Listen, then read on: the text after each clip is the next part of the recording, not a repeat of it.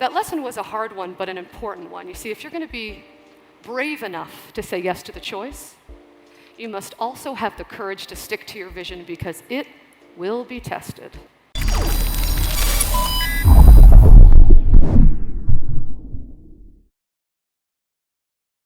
It wasn't so long ago, 4 years now, that I felt completely powerless and unqualified, and specifically like I didn't have a choice.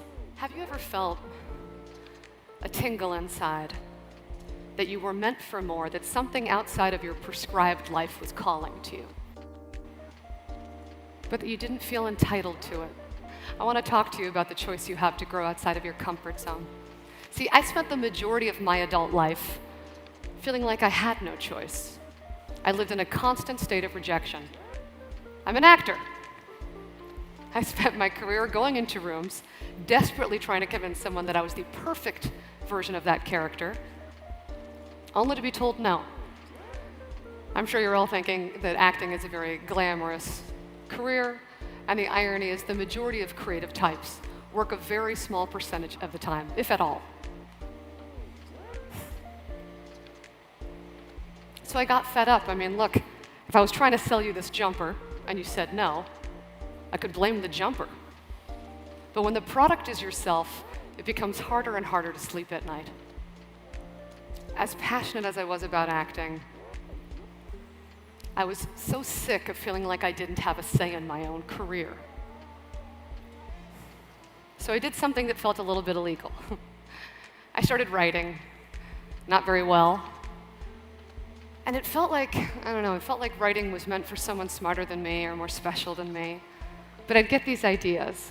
I released the idea back into the wild and felt shame for even stepping outside of my comfort zone. Now, if that moment is something you can relate to, where you suppressed your magic and you devalued yourself, I've got awesome news.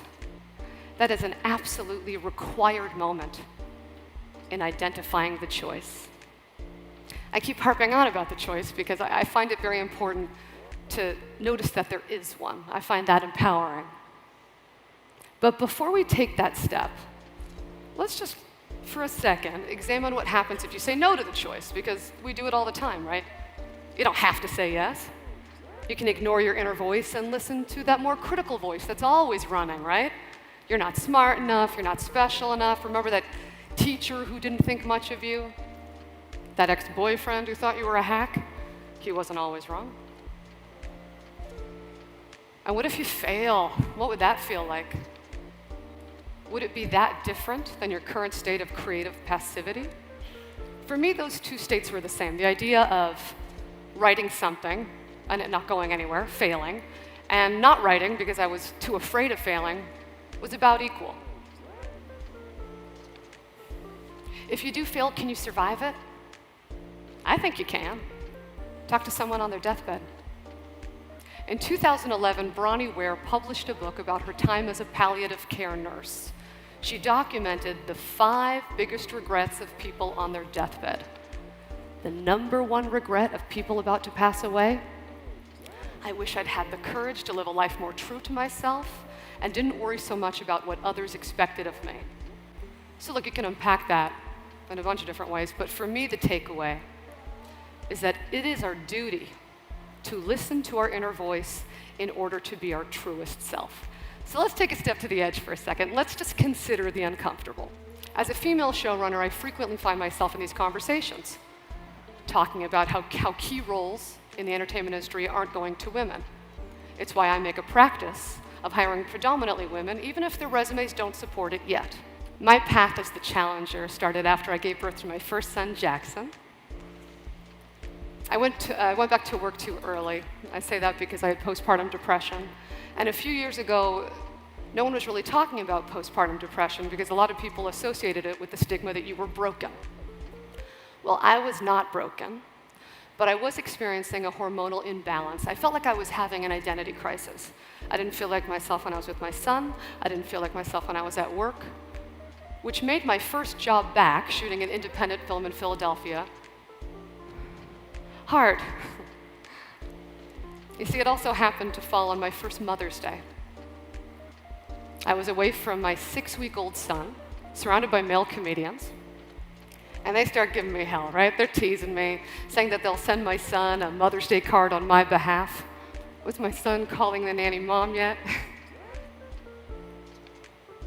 As you can guess, I cried. I broke down right there.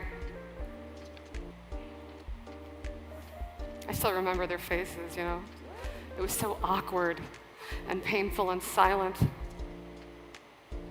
But there was also something really funny about it. But I didn't know it in the moment. I went back to my hotel room and I called my husband, who's also my producing partner, and he said, "You gotta write this down. We watch TV all the time. When's the last time you saw this story? You can't be the only one experiencing this." There it was, right? The choice. And this time, goddammit, I said yes. I wrote it. It fumbled out of me. It was awkward and not perfect.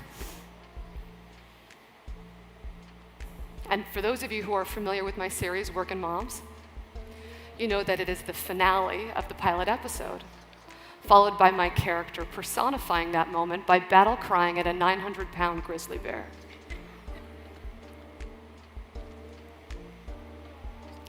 If in this moment you're flirting with the idea of saying yes to the choice, I got two things for you. One, it's a lot of work. I don't want to downplay that. You're gonna work. Two, that work has to be specific to you. You must cut your voice so sharply that it can be mistaken for nobody but you. Workin Moms was that for me. I felt confident writing about what it was to be a working mother because I know how hard it is. I know how humiliating it is. I also know how luxurious it is. I get to leave my kids now, and do something that's just for me.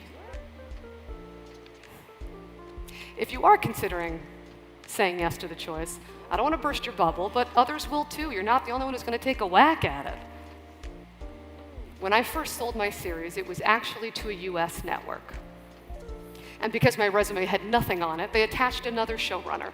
And this guy, who, by the way, is still a friend of mine, really funny guy, his number one job was to make sure that my show, Workin Moms, was as relatable to as many people as possible. And in what world was a mother battle crying at a bear relatable? Was my show targeting mountaineer women? There I was again, that choice. I could stick to my guns and be deemed difficult, or I could trust his experience. I turned in the pilot to the network without the bear scene, and a few other scenes that maybe weren't so obviously funny. The network passed. Turns out they had another working mother show in development that was very specific, very good, and also produced by Louis C.K. Ironically, the incumbent, or Aaron Sorkin, of my actual genre. That lesson was a hard one, but an important one. You see, if you're going to be brave enough to say yes to the choice, you must also have the courage to stick to your vision because it will be tested. The silver lining is the rights reverted back to me. And after several more passes, my show happened to cross the desk of the tastemaker and serious risk taker, Sally Catto at the CBC. She greenlit the pilot to series. I remember sitting down with her the first time because she commented on how the show's specificity was so relatable to her. So perhaps being specific is actually very relatable. Look, you might watch this and still not be ready to say yes to the choice. That is a very worthy part of the journey. Only you know when it's time to enter the arena. I just finished saying yes to my second season of this show. And I'm about to start this process with a whole new show that is completely outside of my comfort zone. Dare I say it's outside of Aaron Sorkin's too. Who, for the record, is a genius and doing just fine. Guys, whatever voice you've been gifted with, and it is a gift, I'm here not to encourage, but to demand that you at least consider it. Because why not you, baby? Enter the arena.